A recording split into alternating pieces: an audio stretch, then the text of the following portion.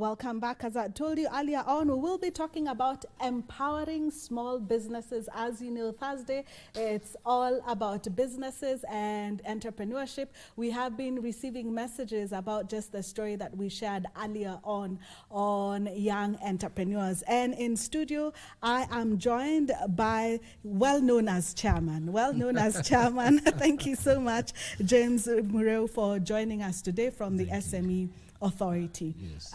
One of the things, and I'm so glad you're here, people have already started asking questions, especially the youth, the 1 million job question. But let me first start by asking, what is the role of the, should I call it how do you say? MCA. What is the role of MCA? Thank you, Cynthia. Really, the role of MCA is primarily to look after the micro and small enterprises in very many ways. I normally say that in MCA, all the problems of the world, be they a lack of trust, lack of finances, lack of structures, lack of continuity, because SMEs are generally informal in their nature. Yes. So in our space, that's where all these problems live. But also in that same space where all the problems are, is a lot of initiatives, ability to survive through very difficult circumstances, yes, re-engineering themselves. If you look at how they bounced back, the SMEs bounced back, yes, from the post-COVID vagaries. Yes. I think they just told us how resilient they are. So our work is really to try and cushion them from all these vagaries. Yes. Sometimes you find there, like recently when there were fires at the Toy or in Machakos, we have to run there and see how quickly we can restore yes, their livelihoods. Yes. So, and then also we have a responsibility of linking up SMEs to markets, trying to look for possibilities of getting affordable credit, because that's another big problem that dogs the sector. They lack adequate financing, yes, and the banks don't trust them, which is a very big shame, because Cynthia, this is a sector that employs upwards of 90% yes, of our employment. And at the same time, they contribute about upwards of 30% to GDP. Yes. So it's not a sector you can ignore. But over time, I've realized, the time I've served as chair of the Micro and Small Enterprise Authority, that there's been a lot of talk and very little genuine action to support them. Yes. So we've taken a few initiatives to try and look for support that we can render. We've just concluded KEOP, the Kenya Youth Empowerment Program. Yes. That was giving grants of up to 40,000 to our youths. Yes. Just startup capital. It's not a lot of money, but if you turn it over for SMEs, that's a lot of money. People belittle that amount and say only. Yes. But I can tell you 40,000 in the hands of an SME or a women chama can be a colossal amount of money in no time at all. Yes. So yeah, we've concluded that, and we were lucky just recently. The World Bank has also come back again to support what would be referred to as KEOP 2. Yes. Or the Nyota program, which is also looking at, again, offering affordable support to SMEs. Yes. That should be rolling out maybe towards the end of September, October. And that, again, we're going to look at SMEs that can come up with business plans that can be adopted for financing. They must show their initiative and involvement, skin in the game. They are involved. They have either the skill or the resources to put in to start up, and we support that. We are also looking at carrying out a baseline survey, again with the support of the World Bank, where we are saying, if you cannot quantify the number of SMEs we have and the problems they are experiencing, and the the numbers, the demographics, and the sectors they are in, we cannot be able to offer real support. Yes. So our first major problem, and I think the last statistics that we have from Kenya National Bureau of Statistics was in 2016. So we are lucky that the World Bank is offering to carry out another baseline survey, which will be very deliberate and sectoral specific, so that we're able then to say if Nyamai is in the wood carving industry, or the Juakali metalwork, how many are you, and what are your pain points, and how can we target support directly to you? Yes. So there are many things. You're guessing wood carving because I'm Kamba, so that's the business that looks like. But from your experience, I was reading a report that was saying, was talking about the challenges of entrepreneurs. Yes. And one of the challenges that it was saying people really talk about is capital. But actually the research says capital isn't the biggest challenge for entrepreneurs, that even when you give entrepreneurs capital, there is a possibility that their businesses won't still sail through. What are some of the major challenges in your experience that SMEs go through? You're right, Cynthia. Indeed, there's been a myth that every time the SMEs have a problem, throw more money at them, and sometimes we've actually created more problems. Because I'll give you a true story about a furniture maker along Gong Road who was making furniture, very nice furniture, and selling, and more furniture and selling, and he was running a good business. Yes. Until they had a wedding in the family. Yes. And guess what happened? All the capital was wiped out by the wedding. And that means the fellow actually did not differentiate, or could not differentiate what is working capital and what is profit. Yes. Now, so what we are also doing in part of this exercise that we are going through is to educate them, create capacity in them where they are taught this is working capital, don't touch this. Yes. Whatever you make over and above this, you can use this for your wedding and parties and whatever. But this is working capital. Because guess what? After the wedding, this fellow was sitting idle, no money because, you know, they again, nobody trusts them, so they live with what they have. Yes. So he blew his tops and he was suffering. So you're right. We don't necessarily, all SMEs don't necessarily need more capital. They need capacity building. They need to be taught basic bookkeeping so that they are able to differentiate. They are able to know that you don't wrap your business around yourself, because again, you'll find, Cynthia, the businesses are wrapped around the entrepreneur, so that when he goes to hospital, the business goes to hospital. Yes.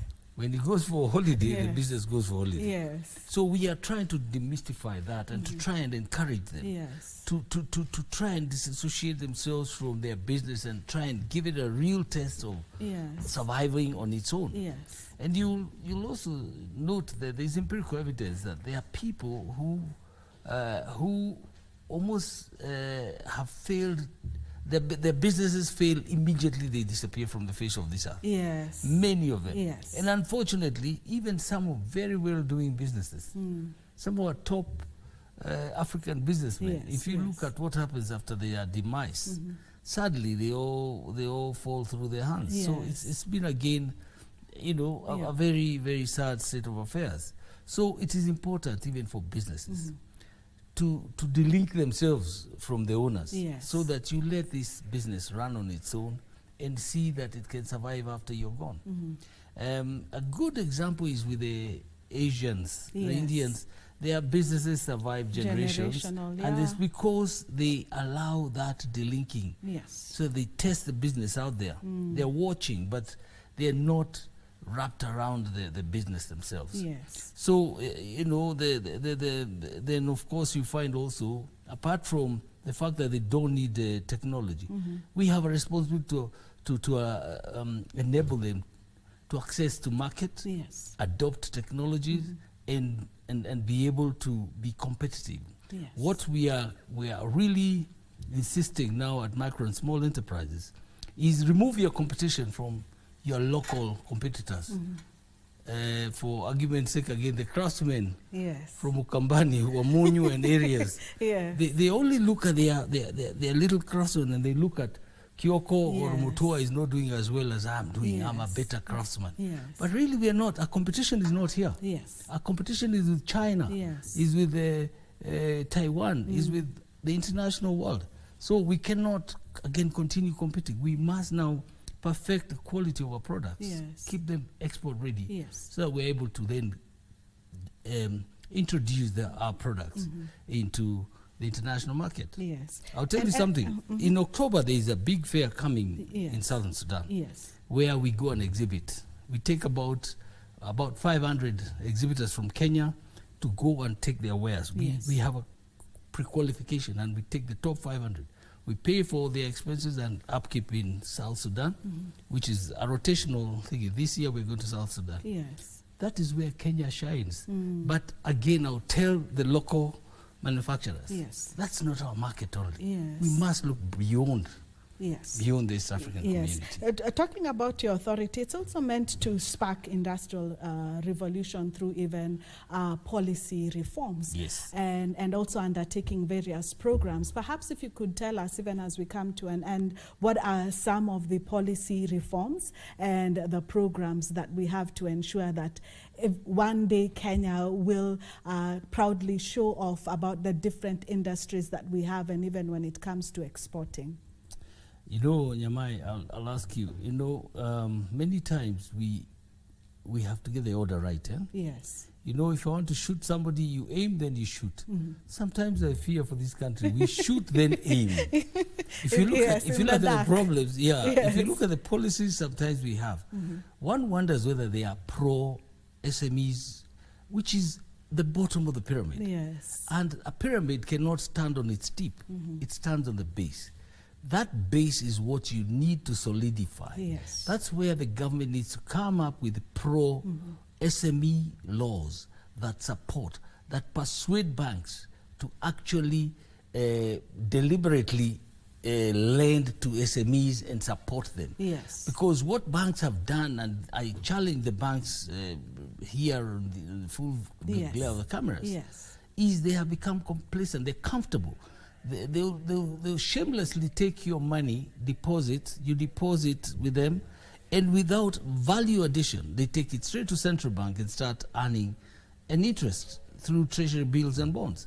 Whereas that money is actually supposed to be passed around and circulated and made to gain value by being lent to SMEs and to other businessmen. It is the businessmen who should go and buy treasury bills, not the banks. And it's an illegality, the banks. And I hope that the new CS Treasury will actually stop that. Let that money first circulate within the business community and let the businessmen make enough profit, and when they don't know what to do with the money, they can go and buy treasury bills and bonds. Yes. But the way they are right now, the banks are choking the economy by withdrawing this money that should otherwise be circulating within. And those are some of the policies that the government must be deliberate.